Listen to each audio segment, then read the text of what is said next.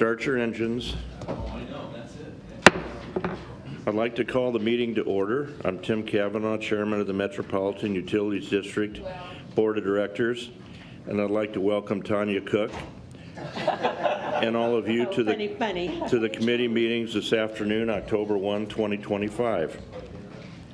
This meeting is being live streamed from the boardroom at the M.U.D headquarters located at 7350 World Communications Drive. A recording of this meeting will be uploaded to the M.U.D website after the meeting's conclusion. Safety briefing. I'd like to invite Manager of Security Zach Valentine to provide a briefing regarding protocol for all individuals in attendance at the board meeting today in the event of an emergency. Zach? Chairman Cook, this is Mark Mendenhall, Senior Vice President, General Counsel. As we had indicated, we plan to go into an executive session. I believe Mr. Valentine is in the lobby. In the interest of moving forward, if we wanted to do the safety briefing when we come back out, then Zach will be in here. So I think that's probably appropriate, if that's okay with you. Okay, sounds good. Roll call. McGowan. Here. Howard. Here. Kavanaugh. Here. Begley. Here. Cook. Here. Friend. Here. Sidzik. Here. I would like to advise all those in attendance that a copy of the Open Meetings Act is available on the wall in the back of the boardroom. We will now go into closed session. Do we have a motion? Mr. Chairman, I move that we enter into closed session to discuss personnel matters. Second. Discussion? Roll call. McGowan. Yes. Howard. Yes. Kavanaugh. Yes. Begley. Yes. Cook. Yes. Friend. Yes. Sidzik. Yes. For all attendees other than board members and designated staff, you may leave using the exit at the rear of the boardroom.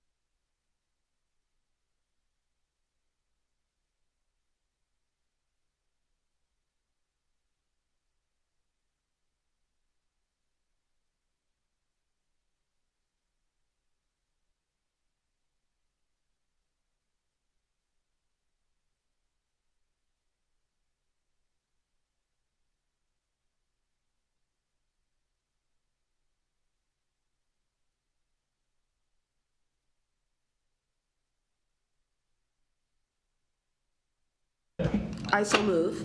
Second. Okay, do we have a motion to return to open session? I move that we go. Second. Second. Okay. Discussion, roll call. McGowan. Yes. Howard. Yes. Kavanaugh. Yes. Begley. Yes. Cook. Yes. Friend. Yes. Sidzik. Yes. I just didn't have my microphone on, sorry. Yes. Safety briefing. I'd like to invite Manager of Security Zach Valentine to provide a briefing regarding protocol for all individuals in attendance at the board meeting today in the event of an emergency. Zach? Good afternoon, Zach Valentine, Security Manager. We are currently located in the boardroom at M.U.D headquarters, located at 7350 World Communications Drive. There are 3 doors in which we can exit the space, 2 at the back, 1 on the side. If we proceed through the side door into the main corridor, we will find our closest fire extinguisher, AED, first aid kit, and stop the bleed kit. With that in mind, could I please get a show of hands, those who are currently certified in CPR and AED? All right, thank you. In the event of a medical emergency, the security staff will contact 911 and they will escort emergency responders to the point of emergency. We do not have any severe weather in today's forecast. If we are in need of evacuating the facility for any reasons, we will likely go through the side door, take 2 immediate lefts, and meet in the parking garage so we can take accountability of everyone in the facility. That concludes our safety briefing. Thank you. Thank you. Construction Operations Senior Vice President and Chief Operations Officer Kendall Miner will review the proposed capital expenditures behind TAP 5. All right. Good afternoon. With the October board meeting, capital expenditures letter this month, we have 18 items total, 10 items for building plants and equipment, 8 items for system improvements. Since it's such a heavy list of capital expenditures this month, I'm going to highlight the 2 items on buildings, plants, and equipment, and 2 items on system improvements, which are larger ticket items. The first item being item number 1, 117th propane air plant, replacing the backup generator. This existing generator was installed back in 1964. It provides backup power to the compressor building and the propane cavern for dewatering, the dewatering pump. Needs to be replaced due to age, mechanical issues, and limitations of parts and availability of parts. Due to the long lead time of the construction phase of this, for this replacement will occur in early 2026. That's why we want to go ahead and get this capital expenditure approved. This also includes the removal of an existing generator and installation of a new generator. The next item I would like to highlight for buildings, plants, and equipment is item number 9, Highway 133 and the North Rainwood Road Pump Station for design construction. For this pump station is $2.45 million. This pump station is recommended to pump water from Zone 2 into Zone 3 to accommodate growth along the Highway 133 corridor. In March of this year, the board approved a previous CNA to acquire 1.85 acres of land for the pump station, which has been completed and acquired. This is for a 1 M.G.D pump right now to be upgraded to a 10 M.G.D pump in the future to coincide with the growth of the area around the Highway 133 corridor. And this CNA is to fund the detail phases of engineering design, the package pump station, the procurement, and the construction and interconnected piping. So once design is complete this year, it will be competitively bid for construction in 2026. And approval of this CNA will authorize the president to enter into a consultant agreement with HDM to provide details designs. I'll pause there for right now and see if there are any questions or concerns around anything with plants, with building plants and equipment. Real quick, Kendall, item number 5, that's for ratification. So that's the only item among all these that's not budgeted, correct? I'm sorry, the LNG plant main gate entrance? Yes. We're voting on that for ratification today. That is not part of our 2025 budget? Correct. Okay. Thank you. Yeah. Okay. Under system improvements, I want to highlight 2 items. Item number 5, streetcar, is $4.77 million for Hawkins Construction. That was competitively bid to the City of Omaha. That is their contract price to the City of Omaha. The district's cost is $1.1 million, which is reimbursable, and aligns with the $7.6 million cap that we currently have in place. The M.U.D cost will include design, inspection, and the water distribution system and the work that's going to be included. And additionally, work performed for service connections is estimated at $80,700, which Hawkins will be doing those service connections as those lines are relocated. The next item I want to highlight is item number 7 under system improvements. It's a 48-inch valve installation and water main replacement. This is a 48-inch valve that's been planned and budgeted to replace the inoperable valve, which was identified after an inspection of the 48-inch pre-stressed concrete pipe. Condition assessment was previously done and determined that the replacement of the leaking section of the pipe and the new valve was time for us to go ahead and move forward that. This section of pipe is currently shut down, this main is currently shut down, and it will remain closed until the installation is completed. This emergency work is projected and anticipated to begin in October of this year to go ahead and get that section of pipe replaced and get that main back in service, and this work will be constructed by Roll-Off Construction. So with that, I will conclude and ask you all if you have any additional questions or concerns. Just one quick question under building plants and equipment under number 9. Number 9. When do you think that pump station will be in operation? Just guesstimate. I would say in 2026, early 2027. Okay. So whatever the budget amount for this, because it looks like it includes construction, if not spent this year, would be carried over into next year for the expenses related to design, construction, That's and correct. connection? Yes. Okay. Thank you. I'm sorry. I'm sorry to go back to, I should have brought this up previously, under buildings, plants, and equipment. Item number 10, the Walnut Hill Reservoir. Yes.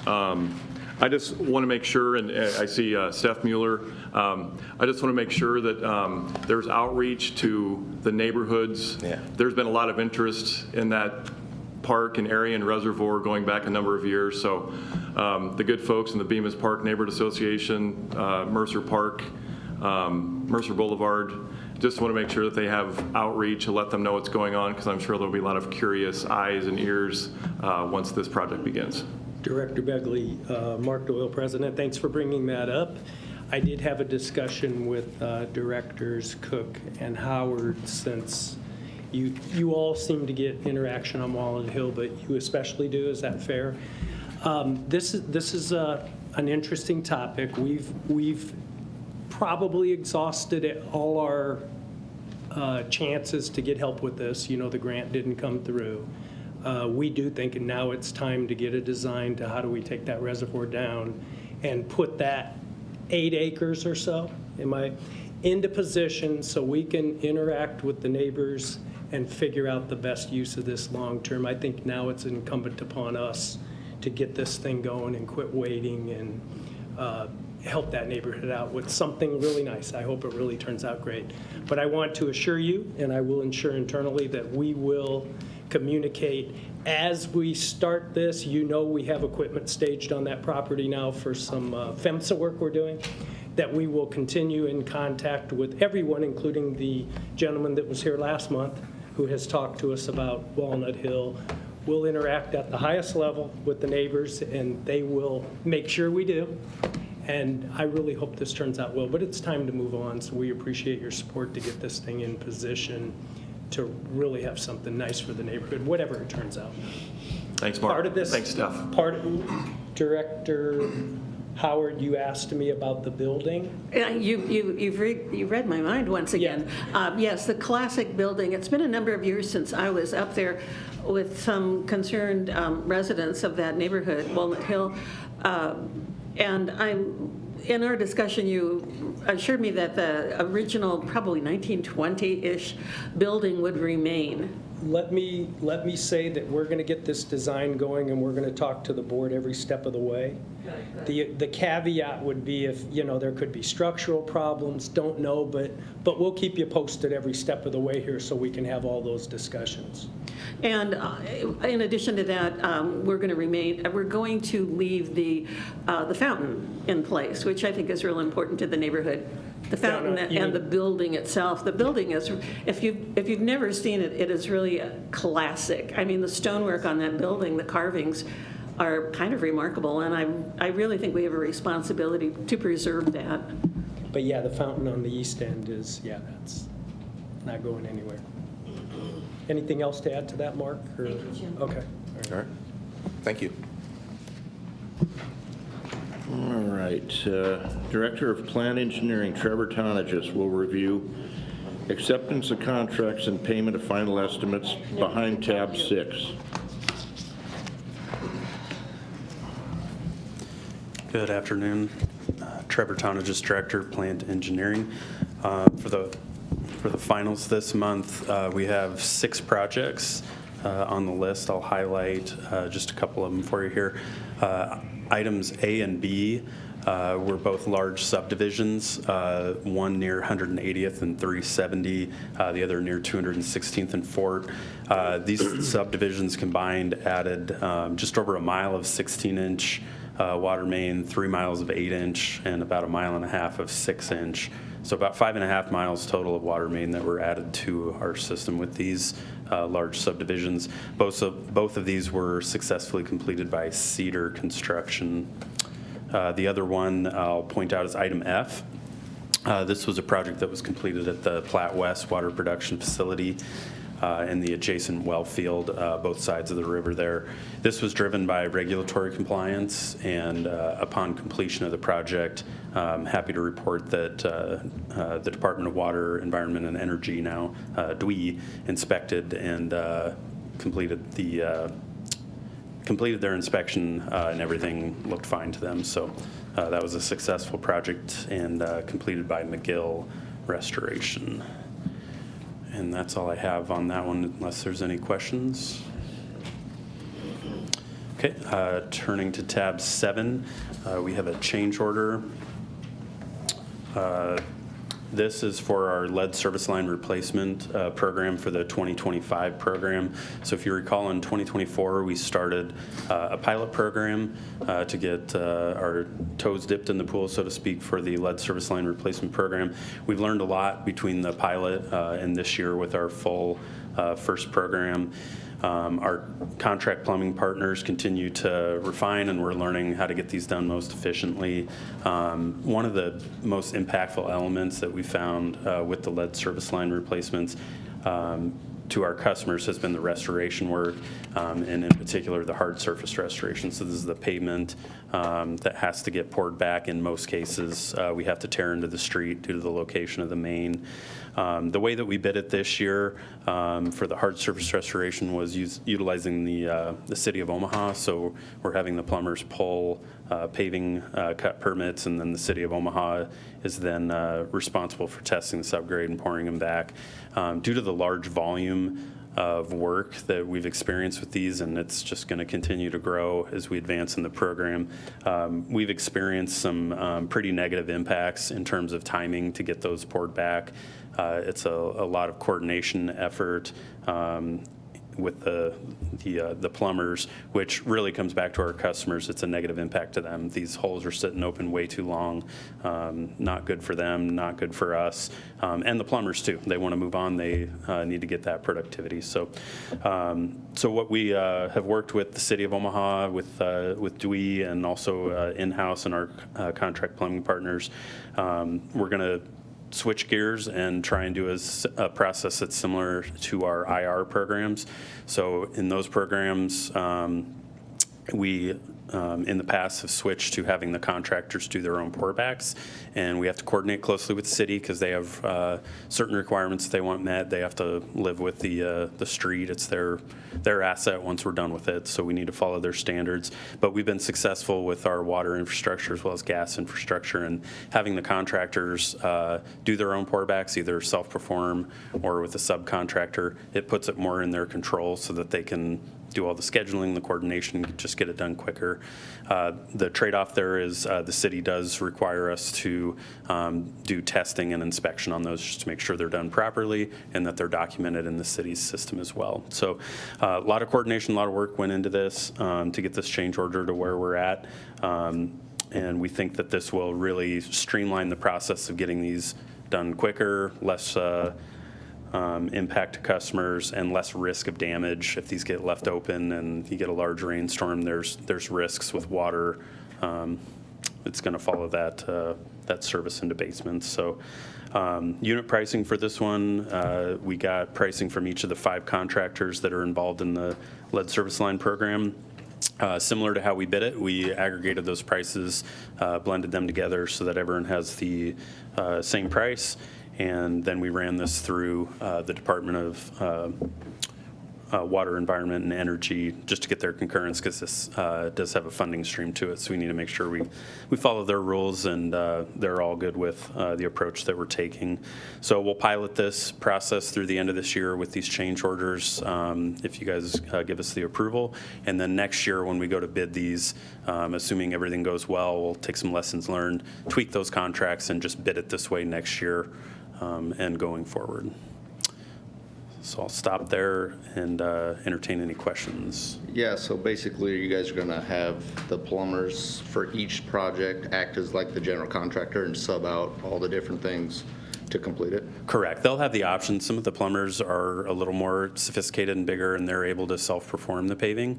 They have crews that are dedicated to doing paving work. So we left that up to them. If they feel they have the capabilities and can meet the city's standard specifications, they're welcome to do that, or they can hire their own subcontractor. That's really their business decision. Thank you. Trevor, is there a time frame as to when this work has to get completed? Is that part of the city requirements, or will we still have to maybe endure some delays in these pavements getting completed? So we want to start this right away. We've already got all of the flow charts and processes. Olson, who is the city's vendor who enters all these and does the testing, is on board and lined up. We've put all the notification out. So this is the last piece to the puzzle, is seeking this approval for the contracts. And then, like I said, we'll monitor through the end of the year, learn a few things, tweak the contract for next year, and then move forward that way. Are we talking days, weeks, as to how long it's been for some of these projects to get completed? It's varied, but some of them it hasn't been unheard of to be 2-3 weeks. And the challenge too is the city has such a huge volume of them. They get called in, they get cut, and then say it rains the night before and the city shows up the next day. If the plumber didn't know, the subgrade doesn't pass, well, then you kind of go back to the end of the line. So there's just a lot of moving parts that the more control we can give to those contractors, the better off we're going to be and our customers will be. Thank you. Yep. All right, thank you. Thank you very much. Vice President of Procurement and Enterprise Services, John Zellers, will now review bids on materials and contracts behind tab 8. John? All right, good afternoon. John Zellers, Vice President, Procurement and Enterprise Services. Materials and contracts are under tab 8. There are a few items I plan to discuss this morning, and the first may be found at the bottom of page 2. We are requesting the ratification to replace a large door to the drive-through bay of the Florence Chlorine Building that allows trucks to enter the facility while delivering chlorine cylinders. The door has become increasingly difficult to close and poses a security and safety concern in the event of a chlorine leak, prohibiting the ability to contain it within the building. A PO has been issued to the low bidder to replace the door, and we are actively moving forward on this. The next item may be found near the bottom of page 3. We accepted bids for the LNG primary dike dewatering piping replacement project. We are recommending the rejection of all bids as they exceeded the budget. We have reevaluated the project and come up with an in-house solution in which we're going to perform on our own. The next item may be found at the bottom of page 4. We accepted bids for one heavy-duty front-end loader. We received 6 bids which all had exceptions to the specifications. NMC is the only bidder that did not have critical exceptions to the specifications and includes such items as a 3-inch higher unit, a 1-foot 3-inch shorter wheelbase, and a 1-foot 4-inch longer turning radius, none of which impact the intended use of the loader. All other bidders took exception to the required engine size, which is a critical component of the machine, offering a smaller sized engine impacting machine capabilities and longevity. The bid from NMC is recommended for approval. The last item is on page 5. As part of our lead water service replacement program, we have identified over 7,000 water services that service material cannot be confirmed through records. As required by the EPA, we must investigate each of these services to determine if they are lead, and those that are must be included in the lead water service replacement program. What we are bringing this afternoon is a pilot program in which the district would partner with up to 2 contractors yet this year to identify 80 unknown water services. This will allow us to determine if this approach is best and make changes prior to committing to larger volumes of work. The bid was set up using a unified pricing structure such that the pricing would be averaged among the lowest 2 bidders based on 40 services per bidder. As the board may recall, this is the same approach that we took when onboarding several plumbers back in January to replace lead water services. We received 2 bids for the investigative work in which unified pricing was applied and is shown as the bid value within the letter. The work is funded through the $40 million loan received by the district through the Nebraska Drinking Water State Revolving Fund and is included in the loan forgiveness provision of that agreement. It is recommended that the board approves the 2 bidders and their respective bid values based on the unified pricing structure as shown in the letter. And with that, I'd be happy to answer any questions. I have a question. Yes. Is 7,000 a particularly large number in relationship to all of the lines, or is that like a pretty small number? Is it hard to say? As far as all of our, I can speak as far as meters are concerned. So we have almost 250,000 water meters, which would be about 250,000 services. So I would say that was a pretty small number. Thank you. Well, along those same lines, it would seem that those are probably more inner city, more of the older lines. It's going to be west, so it's going to be within the lead service replacement boundaries that engineering has spoken on and Steph's group has worked on, so primarily east of 72nd. That's kind of what I would envision, that Yeah. maybe they didn't keep as good of records back then as hopefully we do now. That's the reason. Okay, thank you. All right, thank you. Services and extensions. Vice President of Engineering, Masania, will now review the proposed main extensions behind tab 9. Masa. Good afternoon, directors. Masania, Vice President of Engineering. Behind tab 9, you'll find the main extensions letter, where we have 2 water main extensions this month. The impact of these water main extensions include fire service or fire protection and water service to 43 residential, 1 commercial, 20 industrial, and 2 outlots. I'd like to highlight the first project on the letter, which is WP 2176 for Hagen Hills Subdivision East, Phase 2. I've got a map to share here. This subdivision follows the board's approval of Hagen Hills Subdivision West at the March 2024 board meeting. That development seen here in the orange area is seen here on the orange area of the map. The second phase of Hagen Hills is seen in the blue shaded area. It includes coordination with Douglas County on the roadway construction for Rainwood Road, as the street does not exist today. The water main design followed the completion of the county's roadway design to avoid any potential conflicts with design or construction. And there is a dam site also proposed between Bennington Road and Rainwood Road, as shown on the map. You kind of figure this is a map, aerial map from last year, showing where there's a creek line between Bennington Road, where the label's at, going south, where the trees are seen. Once that dam site is complete, this will be a recreational and flood control lake like others in the city. So the proposed mains and the existing mains are surrounding this, so there's a lot of coordination with developers as well as our water infrastructure for this.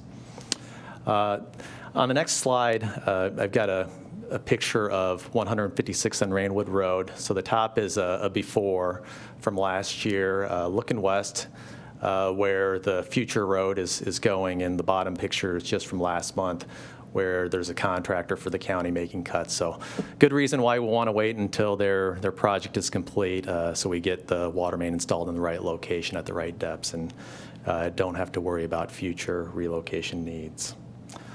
There is also approximately $385,000 mentioned in the letter that are at district costs because we are pioneering the western portion of this that fronted Hagen Hills West. We expect to recover those costs as future adjacent development fills in. And that is all I have to cover and would be happy to answer any questions.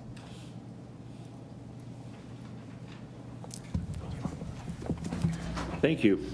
Personnel Vice President of Human Resources, Bonnie Savine, will now review employee wage and/or salary increases and ratifications behind tab 10. Good afternoon. Bonnie Savine, Vice President, Human Resources. I'll recap employee counts briefly here. On September 30th, 2024, there were 904 regular full-time employees. There were 5 regular part-time employees for a total of 909. To end this September, we had 910 regular full-time employees and 3 regular part-time employees, so that total is 913. We also had 15 temporary interns at the end of this September. We continue to have some jobs actively working through various stages of job placement. 2 jobs have a requisition that is routing for approval. 2 jobs also are posted currently for applicants. One is internal and one is external only, so a very small list on the website that you see in front of you, pipe layer trainee, which is one of our more frequently posted positions. We do also have 17 jobs in the application review or interview stages. That is to onboard 22 full-time employees and 1 intern. So several that are already through that interview stage or working through interviews as well. We have 4 jobs with selected candidates that will onboard in the coming weeks. And moving on to tab 10. There is the wage and/or salary increases and ratifications letter. Human Resources is recommending the Board of Directors approve increases for 9 employees this month. There are 4 OAC employees receiving promotional increases. That is due to posted jobs and regular promotion. We have 2 OAC employees that also are receiving a promotion through the natural progression process. And then we have 3 SPA positions where we had selections. 1 position went to an OAC employee that will transition to an SPA role, and then 2 others are currently SPA. Are there questions on the letter for tab 10? Okay, I will move on to present the information behind tab 11. Here you will find the recommendation that the Board of Directors approve the selection for James Bewley, or Jim Bewley, as Vice President Construction. Mr. Bewley joined the district on May 23rd, 1984, holding various roles over his 41 years at the district. He has over 17 years of supervisory experience, complemented with 24 years of field operations. A thorough recruitment and job placement process was conducted. A thorough review by the senior management team and I also occurred, and we concur on the selection. In view of the additional responsibilities of the position as Vice President Construction, it's recommended the President be authorized to increase the salary of Mr. Bewley effective October 16th under district policy and as outlined in the letter. Right now, are there any questions on tab 11? Okay. I'll move on briefly to cover tab 12. This might have come as a surprise to you, as it did to us, but I am happy to be making this recommendation. Last month at the board meeting, I presented recommendations for benefit contract renewals for next year, and just a few days later at Blue Cross's Group Leader Symposium, I saw some information that was being handed out regarding an updated Blues Vision and Blues Dental program. We quickly worked with Hub International and reviewed the alternative plans available to the district at this time, since we had not yet taken steps with our other vendor. After comparing the dental and vision offerings, we are making a recommendation that the board approve a change in the administration of these benefits for 2026. The district recommends that the Board of Directors approve the negotiated rates and administrator changes for dental and vision benefits as outlined in the letter behind tab 12.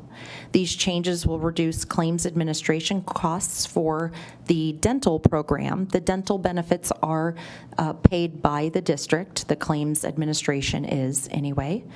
For vision, that cost is residing wholly with the employee. We feel that this will provide not only claims administration improvement for the district, but result in a simplified group insurance experience for our employees. It reduces insurance cards in the wallet from 3 down to 1, and it also consolidates customer service and claims review to a single administrator. Additionally, we understand the Blue Dental Network is expected to provide a wider network for our members. So we have heard some feedback from employees over the last year that their dental provider is no longer going to stay in the Emeritus network. So we are confident that our employees and their families will have a better experience. Questions, Mr. McGowan? Bonnie, is the coverage for the employees for the dental and the vision, when we switch, will they be the same or increase or decrease or what? The plan will be identical for both dental and vision. The networks will be a little bit different, but we have done some disruption review, and we've found that it's minimal, if not improved. Okay, and finally, tab 13. Here is our recommendation for the wage reopener review that occurred for 2025. As we know, the district's collective bargaining agreement with IBEW 1521 includes language that an annual wage reclassification will be conducted, and we've done a great job of ensuring that that's timely over the last several years, and this year was no exception.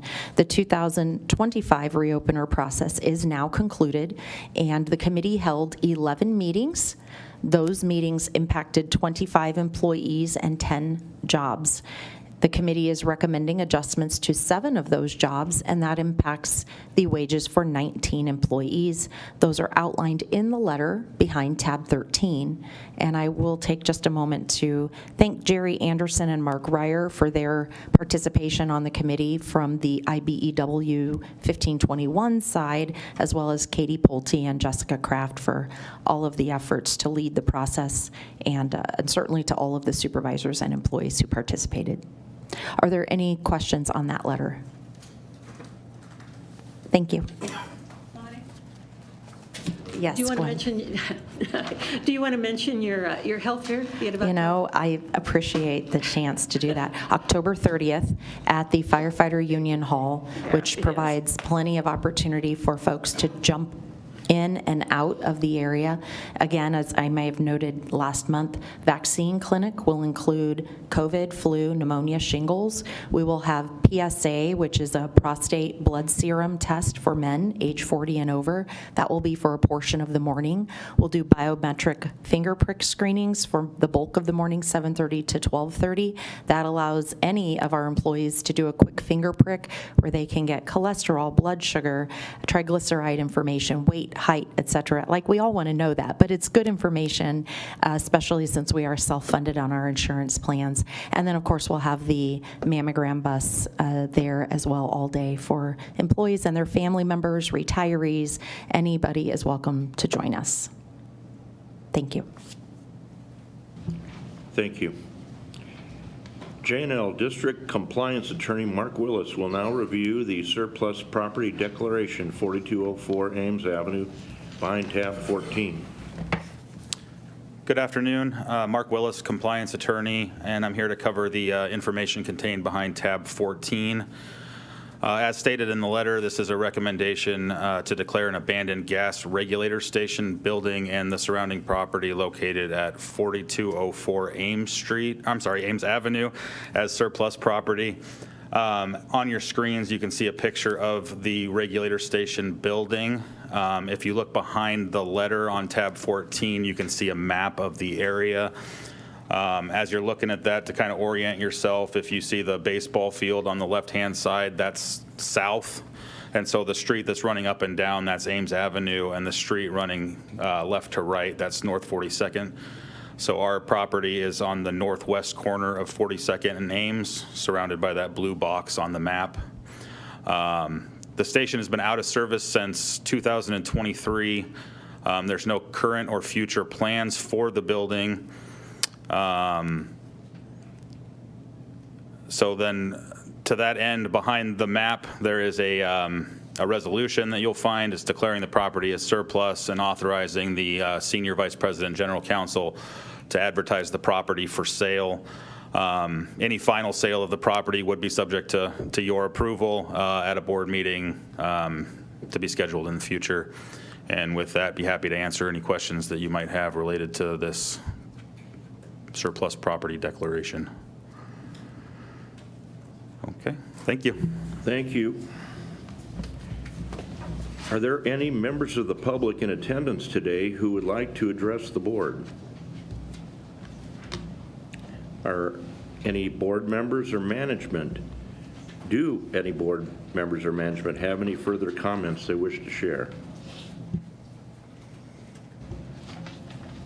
Seeing none, this meeting is now concluded. We will reconvene for the regular monthly board meeting at 2 o'clock.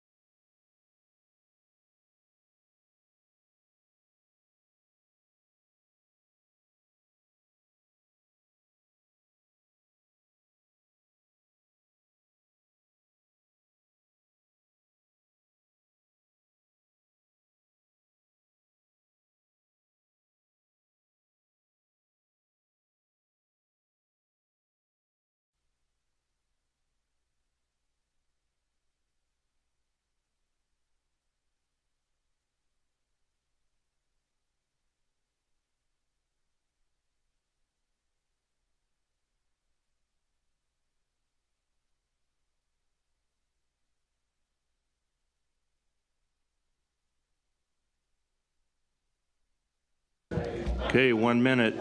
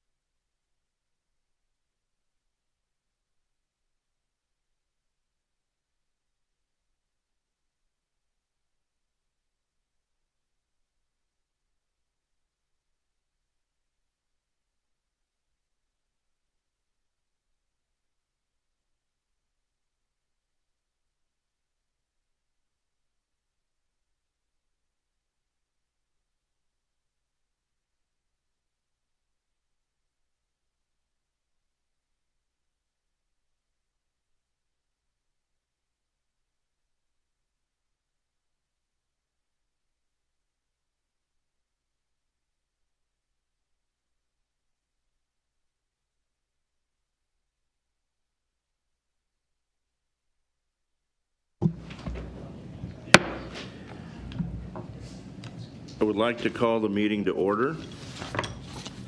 I'm Tim Kavanaugh, Chairman of the Metropolitan Utilities District Board of Directors, and I'd like to welcome you all to the regularly monthly board meeting this afternoon, October 1st, 2025. This meeting is being live streamed from the boardroom at the M.U.D headquarters building located at 7350 World Communications Drive, and a recording of this meeting will be uploaded to the M.U.D website after the meeting's conclusion. Roll call. McGowan? Yes. Howard? Here. Kavanaugh? Here. Begley? Here. Cook? Here. Friend? Here. Sidzik? Here.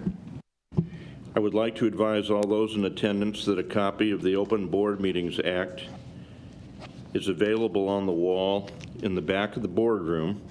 And now for those who wish to participate, we will recite the Pledge of Allegiance.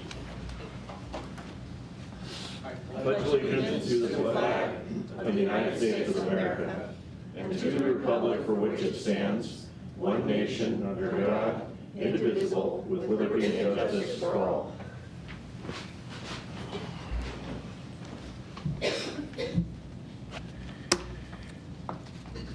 Approval of minutes for the committee meetings and regular board meetings scheduled for September 3rd, 2025. Do we have a motion? So moved. Second.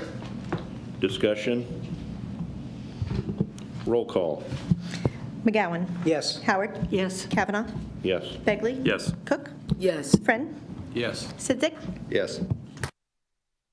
Item 5, capital expenditures. Director Friend. Thank you. Item 5 was discussed in committee. I move approval as outlined in the memo from Kendall Minor dated September 29th. Second. Discussion? Roll call. McGowan? Yes. Howard? Yes. Kavanaugh? Yes. Begley? Yes. Cook? Yes. Friend? Yes. Sidzik? Yes. Item number 6, acceptance of contracts, payment of final estimates. Also discussed in committee. I move approval as outlined in the memo from Trevor Tonagis dated September 23rd. Second. Discussion? Roll call. McGowan? Yes. Howard? Yes. Kavanaugh? Yes. Begley? Yes. Cook? Yes. Friend? Yes. Sidzik? Yes. Item number 7, this is change order number 1 on the 2025 lead service line replacement contracts. This was discussed in committee. I move approval as outlined in the memo from Trevor Tonagis dated September 24th. Second. Discussion? Roll call. McGowan? Yes. Howard? Yes. Kavanaugh? Yes. Begley? Yes. Cook? Yes. Friend? Yes. Sidzik? Yes. Item number 8, bids on materials and contracts. Again, also discussed in committee. I move approval as outlined in the memo from Sherry Lightfoot dated September 22nd. Second. Discussion? Roll call. McGowan? Yes. Howard? Yes. Kavanaugh? Yes. Begley? Yes. Cook? Yes. Friend? Yes. Sidzik? Yes. Number 9, main extensions, also discussed in committee. I move approval as outlined in the memo from Masa Nia dated September 23rd. Second. Discussion? Roll call? McGowan? Yes. Howard? Yes. Kavanaugh? Yes. Begley? Yes. Cook? Yes. Friend? Yes. Sidzik? Yes. Item 10, Director Begley. Thank you, Mr. Chair. I move for approval of the wage and/or salary increases and ratifications as discussed in committee this afternoon and outlined in Ms. Savine's memo dated September 17th, 2025. Second. Roll call? McGowan? Any discussion? No, no discussion. Roll call? McGowan? Yes. Howard? Yes. Kavanaugh? Yes, and there should have been. Begley? Yes. Cook? Yes. Friend? Yes. Sidzik? Yes. Item number 11, I move for approval of promotion and salary adjustment to $206,000, the position promoted to Vice President of Construction for James Bewley, as discussed in committee and outlined in Ms. Savine's memo dated September 19th, 2025. Second. Did you get the second? Third.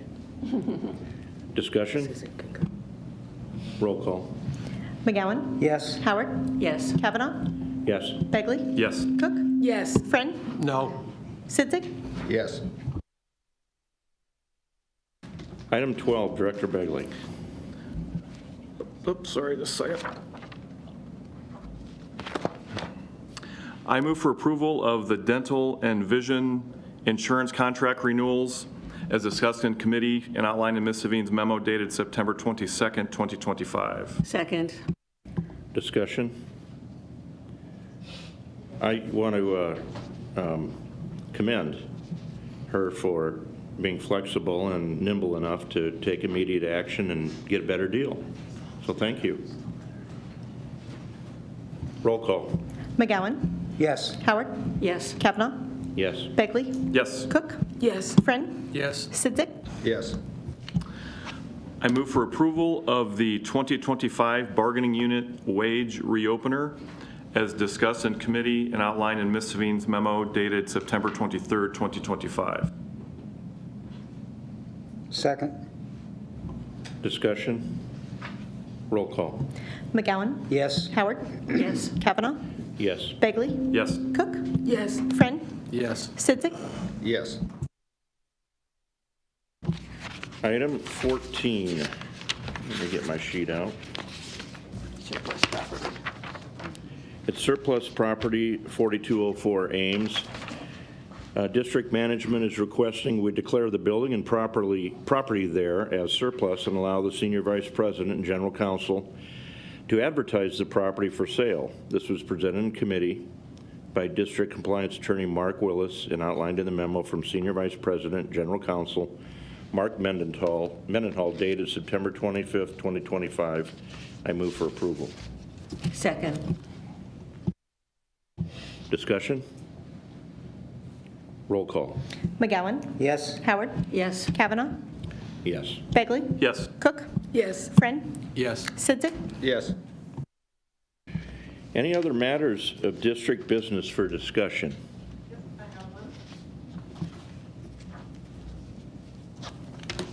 Good afternoon, Stephanie Mueller, Vice President of Customer Experience. So it's my privilege to discuss an award that we've received, and I have a little script here. So each year, the Better Business Bureau recognizes, honors, and celebrates businesses in our region that have gone above and beyond when it comes to ethical and trustworthy business practices. Customers can nominate a company to acknowledge a business's character, culture, customer service, and community engagement. Last week, the district was honored to receive the Midwest Plains 2025 Better Business Bureau's Torch Award for Ethics. We are grateful to our customers for bestowing this honor and to the employees representing the district who continuously provide outstanding service to our community. So, thank you.